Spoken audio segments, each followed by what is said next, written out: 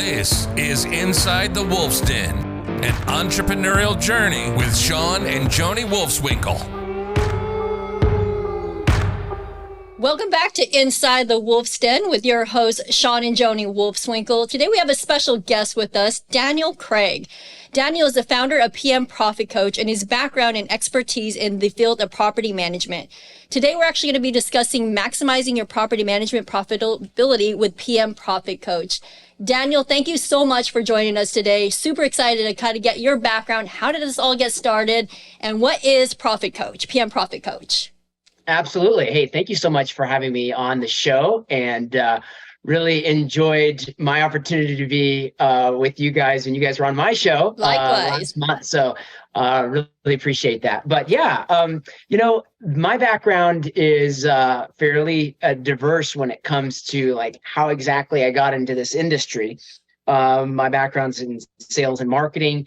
And it was about 2015 when I wanted to go into business for myself, and I wanted to do that in partnership with my brother, and his background was in accounting. And so long story short, we decided to go into business together. I said, what do you know how to do? Well, you know how to do accounting. I know how to do sales. I get the clients, you service them. And that's how we got started. But we had this seed of an idea right from the outset, which was CPAs and accountants know a lot about the business owner's numbers, but generally are known for not actually giving proactive financial advice. And it's kind of interesting. There's a little parallel here with your guys' approach to doing property management and giving proactive financial advice, which is not something every property manager does. Right. So anyways, we wanted to bring that proactive financial advice around boosting financial performance and pair that with accounting. And so we started doing that with clients, but ultimately realized, hey, if we're going to really do this well, we needed to find one industry where we can be the experts. And through a number of circumstances and God guiding us, we came into property management in 2017. And that was when we launched into our first benchmark study for this industry. And that really gave us an opportunity to look under the hood at 50 different businesses, understand what really does drive financial performance in this industry. And we were able to drive insights and create a standard conversation around financial performance that really hadn't been occurring, at least to the level that it does now today, as a result of that standardization. And so we released that benchmark study early 2018, and then NARPM, National Association of Residential Property Managers, hired us to write the NARPM accounting standards, which we released in 2019, and then have just been ever since then helping property managers understand where they are today, understand what's possible, and then coaching them towards achieving their goals, ultimately around entrepreneurial freedom. At the end of the day, running a profitable business is the catalyst for experiencing the reasons that entrepreneurs go into business, which are freedom of time, freedom of purpose, freedom of finance, and freedom of relationships. And that's what we're all about, fueling entrepreneurial freedom. Awesome. Super cool. Before we get into the questions, I kind of want to ask, how is it working with your brother? Yeah. I guess I want to say, how's it working with your spouse? Probably the same answer then. Honestly, here's the thing. My brother is a very different personality than I am. And so, in all candor, it has brought a lot of opportunity for us to butt heads. But I think through the years, we have learned and are learning still today how to actually leverage that unique perspective in a really complementary way. And I'm totally thankful for that opportunity. Yeah. Love it. How did you know you were going to focus? How did you end up focusing on the property management industry as kind of like really the focus of your business? But it sounds like it didn't start off 100% that way. But why and how did you focus on one industry alone rather than say, hey, let's provide financial education? Yeah. It started with a book. I'm sure many people are familiar with the concept of profit first, popularized by Mike Michalowicz. Mike Michalowicz wrote a book called The Pumpkin Plan. And the Pumpkin Plan is just in a nutshell is about the value and power of niching. And so you kind of overlap that concept with Jim Collins' hedgehog concept, which involves asking yourself the question, what can we be the best in the world at? And maybe just as a general like point of business understanding, I wasn't ready to tell the world that I could be the best at advising every single business in every single industry on how to be, a top financial performer. I needed to pick an industry. And so we went through the exercises that Mike describes in his book, and initially landed on software as a service companies. And then ultimately it was my relationship with Jordan Muela that resulted in us being part of a financial mastermind in the property management industry. And how the story goes is I showed up to the mastermind just to kind of participate and listen in. And there was a presenter there, Greg Crabtree, who's got a phenomenal book called Simple Numbers, Straight Talk Big Profits. And he was bringing his financial model for these 5 property managers. And at the end of the first day, I took his financial model and I took the whole concept of unit economics from SaaS, the whole suite of SaaS metrics, revenue per user, churn rates, customer acquisition costs. And I took Greg's financial model and then broke it all down into a unit framework, a per unit framework. And on the second day of the mastermind, I showed the property managers the analysis, and they were just like, you can just see the light bulbs going off, because now they're, instead of looking at revenue, they're looking at revenue per unit. Instead of looking at profit, they're looking at profit per unit. Wow. And you could just see them making all of these very tight operational connections. Like, I know I can change that. That makes sense to me. And so after that, we developed a kind of our initial beta coaching program offering. I made 5 sales calls and all 5 of them bought on the first call. And I was like, okay, that's a pretty good conversion rate. I think I should look into this industry more.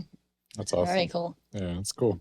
Just curious how, and those are, Jordan's phenomenal what he does, and we use his services. And I was in a mastermind, and we spent like 6 months going through Crabtree's. Right. A lot of that like way over my head, but some genius stuff in it, and it's pretty especially the labor efficiency ratio and all that. So well, cool. But let me ask you, get into your business. When you're starting to work with a client, and they sign up, they want to work with you, kind of guide us in what do you start looking at first? Just in case somebody that's listening maybe wants to look at, okay, where do I even start to determine how can I improve my business financially? Am I even making money? Kind of what are the simple things you look at and start working with a client? Yeah. I think the challenge in business and oftentimes in entrepreneurship in general is just the experience of isolation and, understanding, what other people are experiencing. Am I alone? What are other people doing? And even getting a clear answer to the question of what's possible, I think is a big question for entrepreneurs. And so to answer your question, I think what entrepreneurs want to know, and what they want to know up front, is where am I and how does that compare to what's possible? Right. And if you can answer those 2 questions for an entrepreneur, then their brain will start to go to work on, figuring out how to get from where I am to where I believe I can go. And so very practically, what that looks like is, number 1, helping property managers get clear on where they are today. Right. And doing so in what we call our 6 do or die metrics, which are essentially what we have found to be the most important indicators of financial performance. And I can get into those, but essentially the process looks like getting your financials organized in such a way that you can actually calculate those metrics, and then comparing your performance once you get your financials organized to key industry benchmarks, so that you can understand where you stand with regard to what is possible in the industry. So practically what that looks like is what we've done with NARPM, and what NARPM has made possible, they get the credit for this, is developing a standard chart of accounts.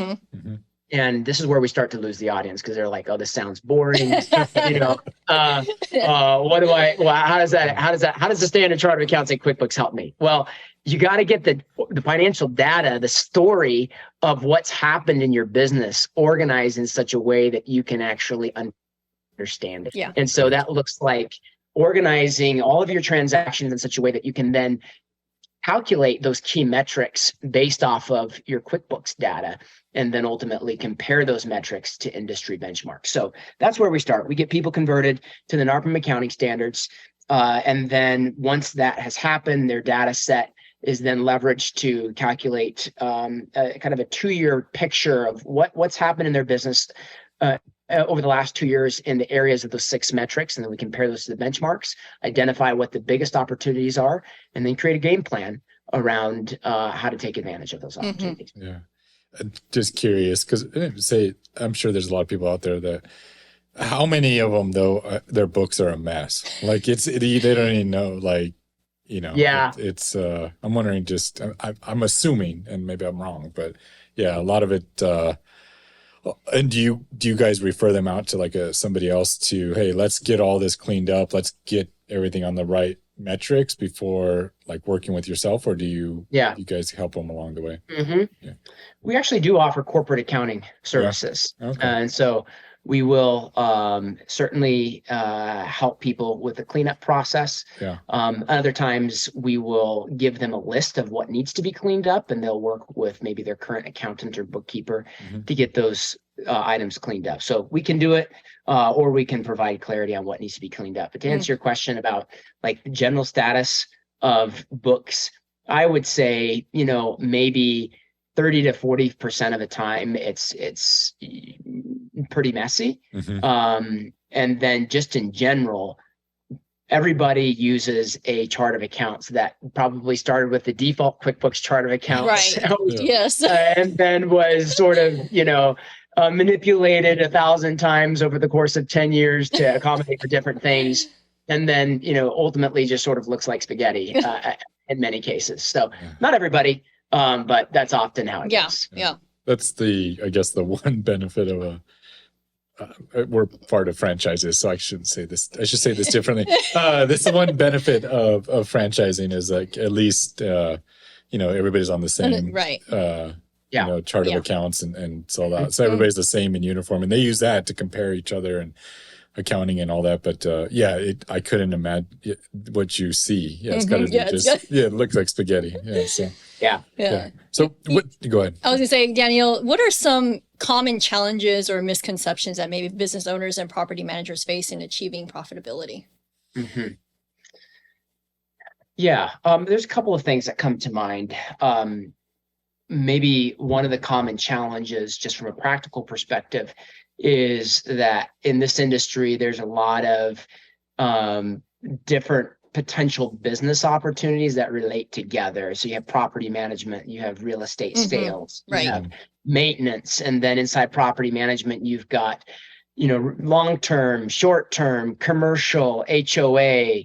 And so with all of that, you can ultimately get a scenario in which you've got really 5 different businesses baked into one P&L. Right. And when that happens, you lose financial clarity and you're just immersed in a world of financial fog, which prevents you from understanding what business unit's doing well and what you need to do to change or improve. Right. Because you really can't identify or pinpoint what's going on where.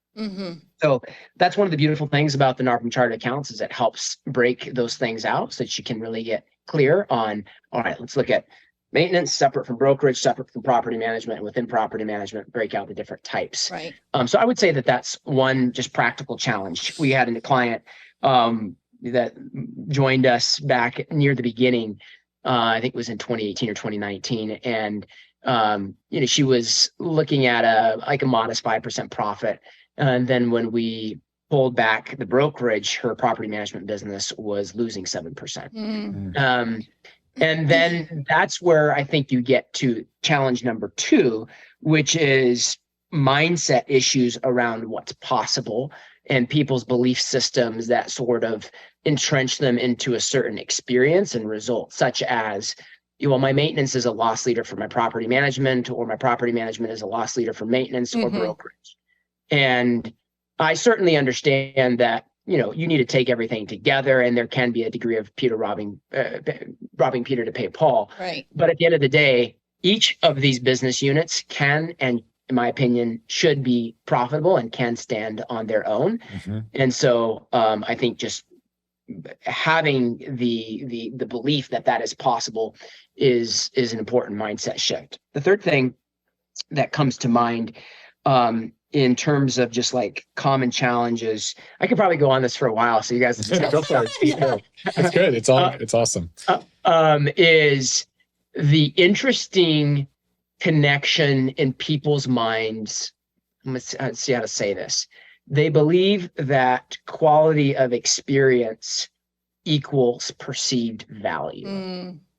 And unfortunately, that is not how this business works. You can do great property management, but if you're doing a poor job at communicating that value, it's not being perceived in many cases. And so that's a challenge. Is value is not just how good you are at getting the leases filled and taking care of the tenants. That's certainly part of it. Don't misunderstand me. You have to do all that well.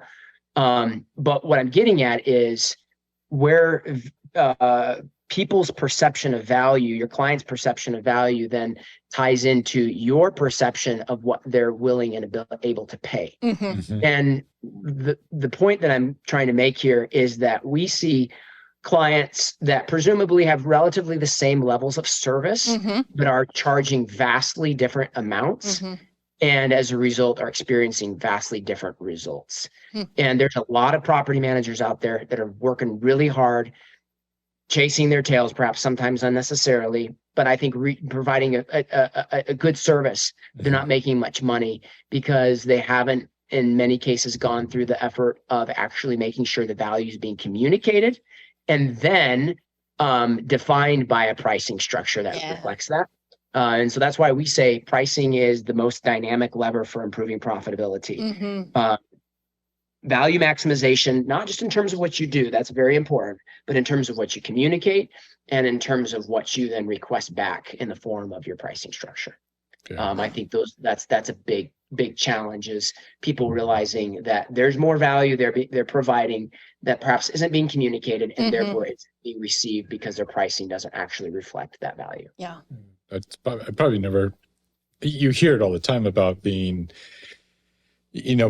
charging what you're worth and that kind of stuff, and or what the product is worth, or but that's a great point that you mentioned about, because I could see that 100%, that there's a lot of, and I've seen it, there's people that they do a really good job of managing people's property, but like, would I want to be in their shoes? No way. Like they're they're running around, they're not making anything, and they're frustrated, but yet they're doing everything they can. But have you noticed any other, I'm just trying to think, is there other businesses that are like that?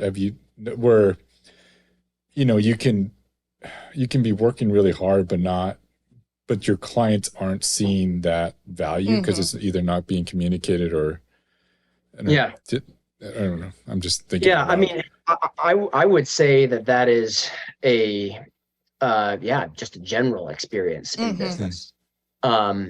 And I think it has a lot to do with one of the things that my mentor has beaten, or at least attempted to beat into my head a lot, and that is just your whole perspective around experiential versus transactional, an experiential versus transactional approach to doing business. Right. And the way that kind of breaks down is, hey, I'm a property manager. I do X, Y, and Z. I get work orders taken care of. I get a tenant in the building, in the unit. I answer owner questions about their statements. And I think it's easy by nature. This is a fairly transactional business. And I think it's easy for property managers to just think of themselves in a very transactional way. And as a result of that, the value that they're able to communicate is at a very transactional level. But if you do all those things and do all those things well, like what does that actually mean to the owner? How are you changing their lives as a result of that? What are they experiencing in terms of their freedom of time, freedom of purpose, freedom of relationship? And is that what you're communicating to them about what your property management service is all about? And so I think getting from a transactional mode of thinking to an experiential mode of thinking, and then selling that value is something that we have to do in any kind of business. It's not limited to property management, but I do think property management inherently can tend to be more transactional. And so it's where I think we have to do another layer of work to make sure that we're communicating that experiential side of things. Love it. That's awesome. That was a lot of value there. Thank you for that, Daniel. Yeah. So now that we got kind of where they're at and you've kind of assessed everything, can you give us some strategies? Like what's the next step you do to some, best practices on increasing you mentioned it already, one of them being that the price point that they're charging, but maximizing. Yeah. So how do you start moving them up and getting them more profitable once you know where and you've got them on a standard where you can now measure it, now where do you go from here? Yeah. Well, thank you for asking. You just asked me to do what I do. So and so we've looked at the financials of several hundred property management companies. And like I mentioned, over the course of doing that, we have seen consistently that there's 6 metrics that tell the story of financial performance. And so I'll just go through those really quickly because it's really the answer to the question.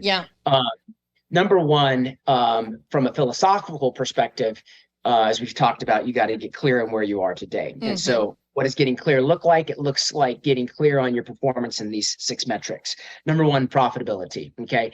Not a shocker, but you got to know what the bottom line financial performance of each of your individual business units is, and percentages do matter. At the end of the day, we're in business to earn dollars, not percentages, right?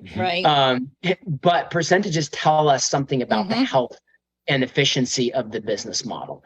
And so profitability for your PM business separated from the other divisions is important. Average in the industry is 11%. Top 25% of performers are averaging 32. Okay. That's a big gap. And I believe that's where there is an opportunity for mindset shift to occur around what's actually possible. Because I think a lot of people think that maybe like 15, maybe 20% is decent. And that's okay. But in this industry, the opportunity is much bigger.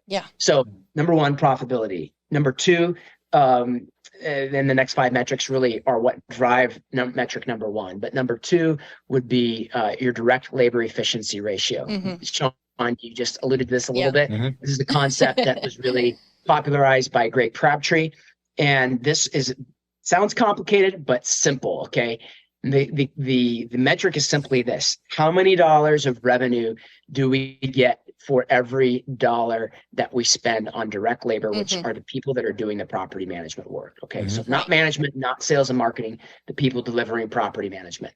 And so that's what the ratio is. And so a 3.0 labor efficiency would mean you get $3 of revenue for every dollar spent on direct labor. Do you include virtual assistants in that number? Yeah, virtual assistants, outsourced contractors. That's the beauty of this metric is it's not like units per FTE, which is kind of a little more messy. It's like just take the total spend on VAs, contractors, employees, and divide that into revenue, and you get your ratio. And so the average in this industry is in the 2s. The top 25% of performers are hitting 4, which means that they're only spending about 25% of their revenue to get the job done. That's a profound opportunity. Very few service businesses can command that kind of efficiency. And so I think we're going to talk a little bit about what are some of the drivers of that, but we just break it down into the 3 Ps of labor efficiency: pricing, pay, and productivity. Pricing is what we already talked about. One way to improve labor efficiency is to charge more for what you already do. Okay. Number 2, is pay. That's spend less to get the job done. That doesn't mean you're underpaying people. Doesn't mean you're cheating people. That just means that you're leveraging people who can do quality work but cost less and are still getting paid well, like you just mentioned. Virtual team members. Right. And then productivity. This is often technology driven, but at the end of the day, we have just found that there are widely different experiences in terms of what a team can manage.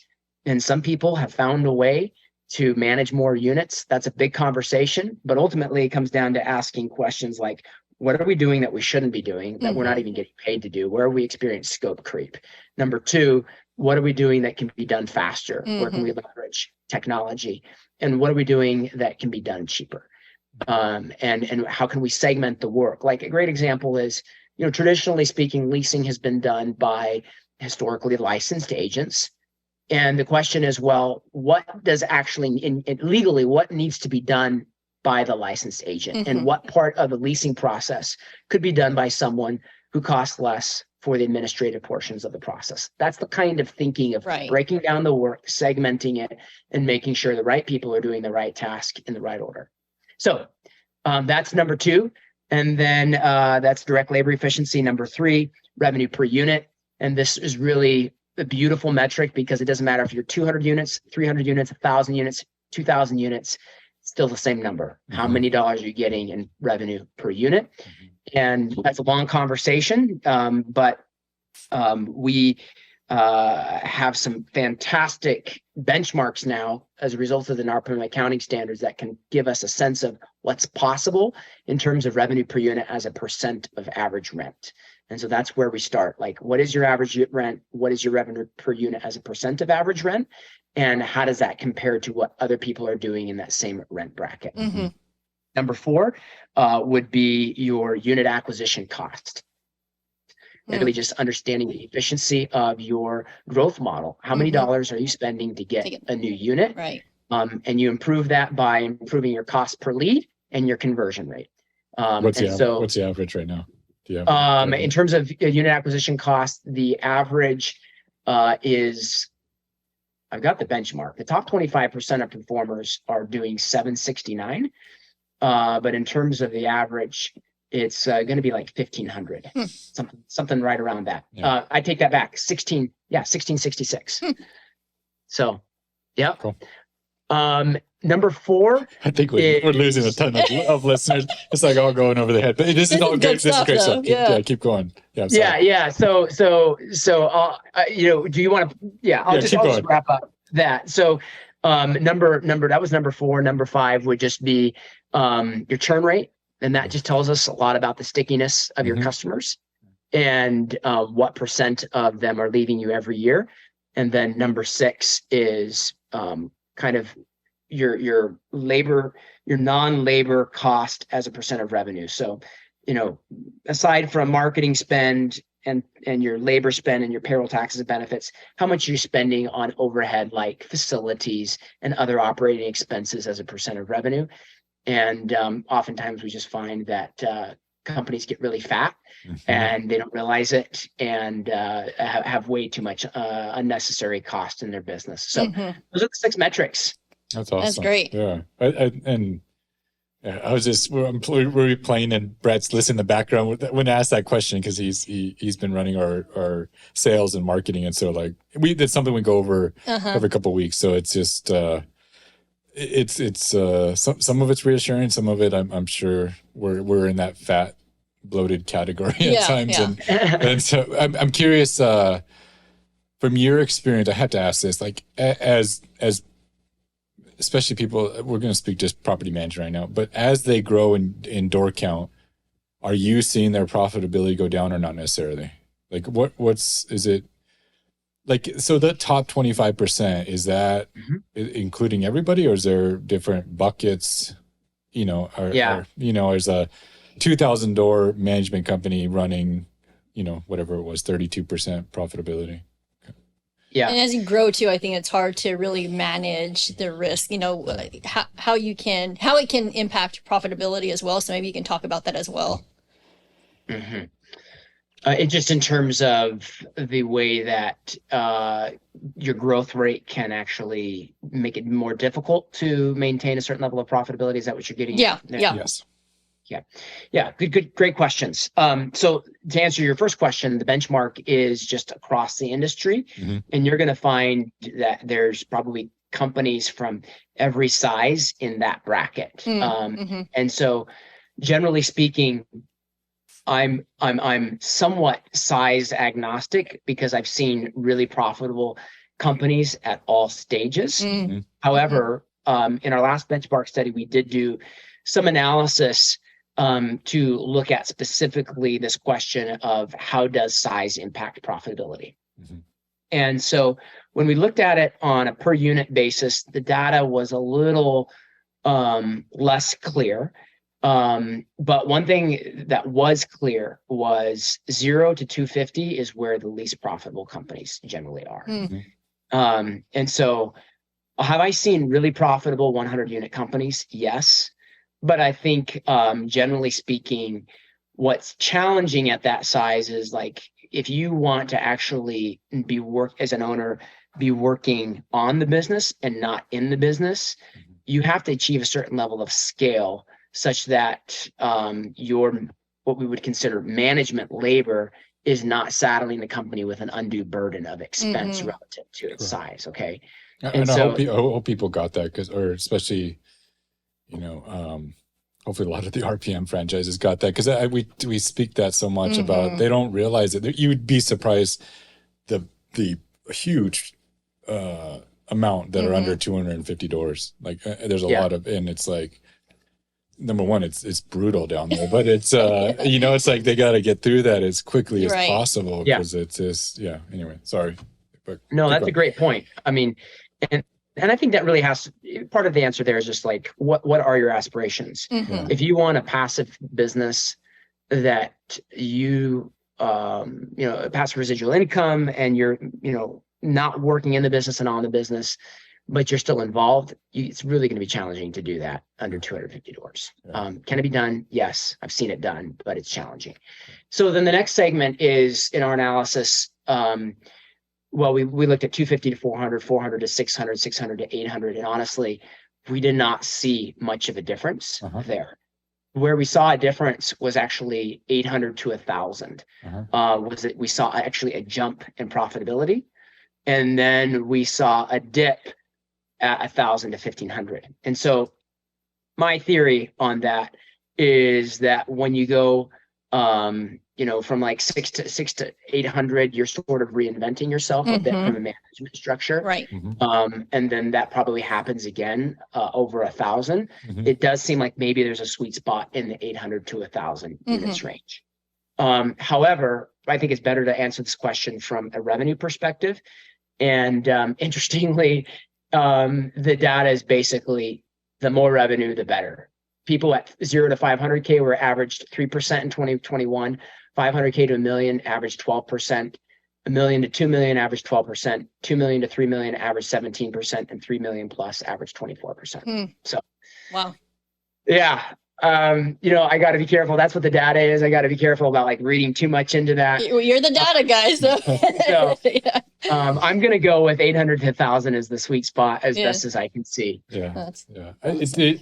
From our personal experience going through all those levels, we haven't gone over 2,000 and 3,000 doors, but really hit knocking on the door of 10 million. But where we've really had issues is I don't know if you've seen this, but the higher level management roles and that you had to start bringing in, those salaries are huge compared to what you're used to paying in this industry. And so I think that's really what, I agree.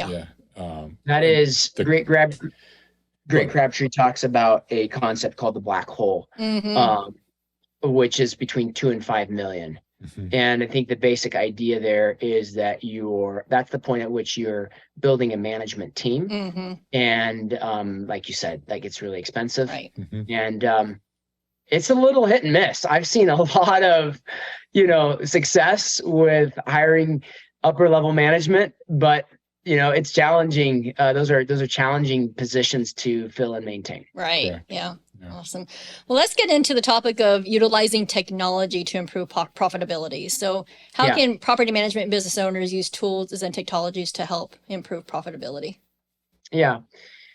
I would say that the most significant thing that we have seen over the course of the last 7-8 years, call it 7 years, is the way that the kind of the story around workflow automation. Mm-hmm.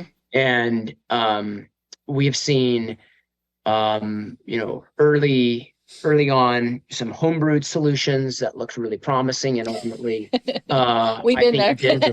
We've been there. It didn't work. and I've seen people succeed, and I've seen people not succeed.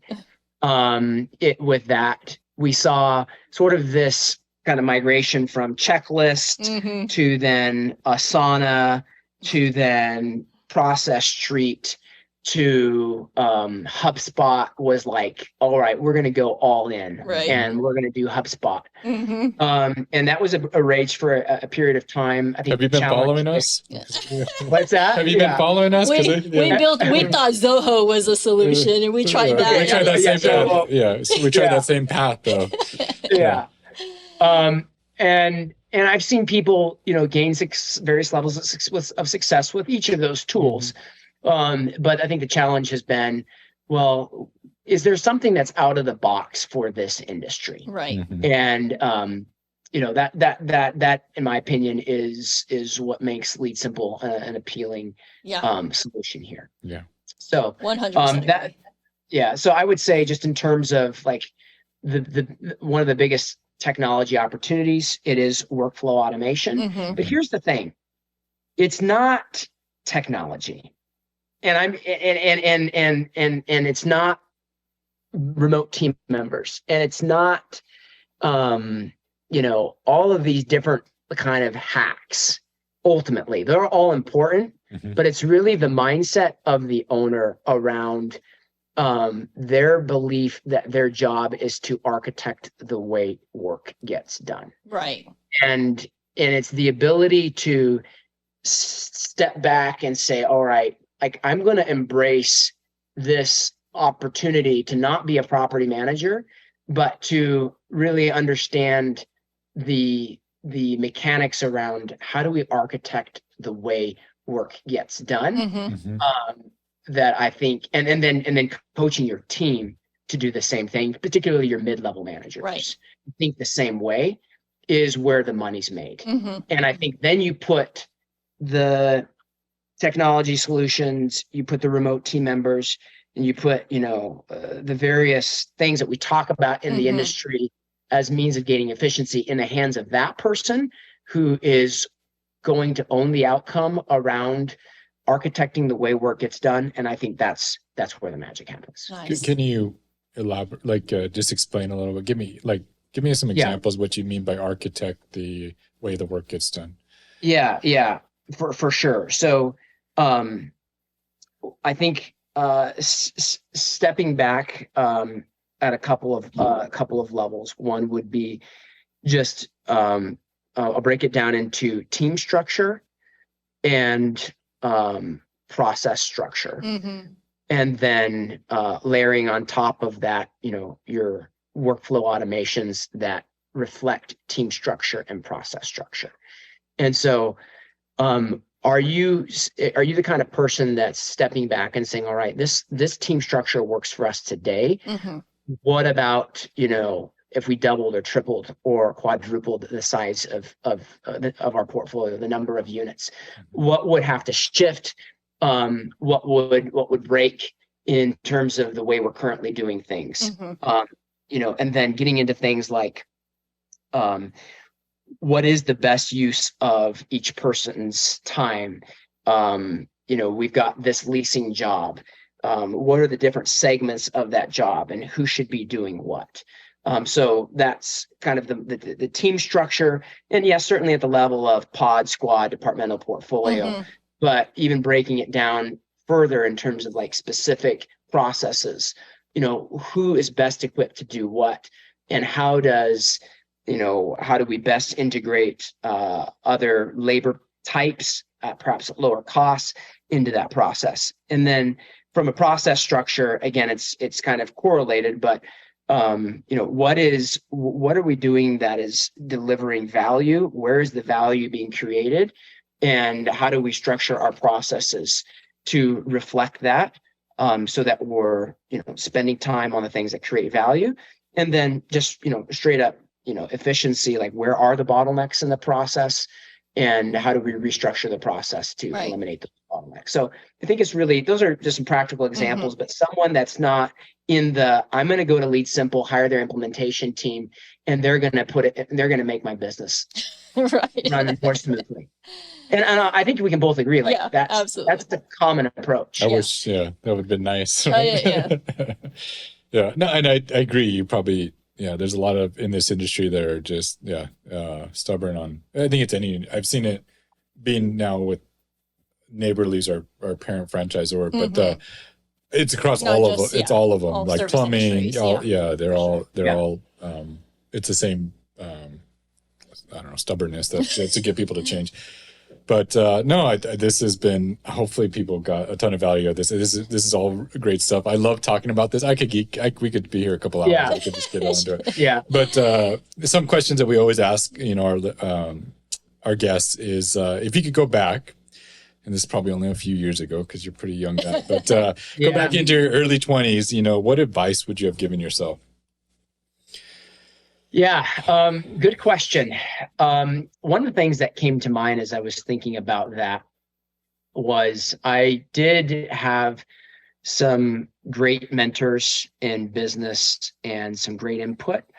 But I wished that I had gotten more regular coaching along the way to help build habits more quickly and more effectively. So that would be one thing.